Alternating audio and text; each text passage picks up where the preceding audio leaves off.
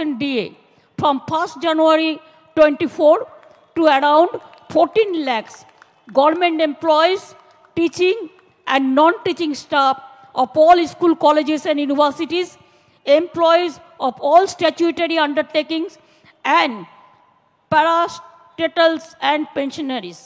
সবাই কিন্তু এটা পাবে।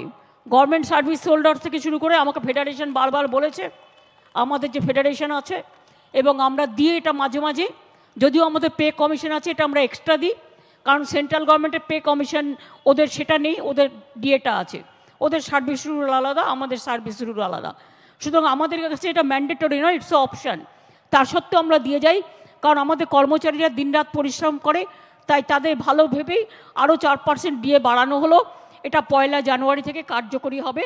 New year happy new year gift to আমার সমস্ত employees, teachers, non-teaching staffs of all school, colleges, universities, employees of statutory undertakings and parastatals and pensioners-রাও পাবেন এই সুযোগটা। তাতে অনেক মানুষ এখানে লাভবান হবেন এবং এর জন্য আমাদের 2400 কোটি টাকা লাগবে। আপনারা জানেন অনেক টাকাই আমরা আমাদের প্রাপ্য টাকা পাই না, তাই নিয়ে প্রধানমন্ত্রীর সাথে আমি মিটিংও করে এসেছি।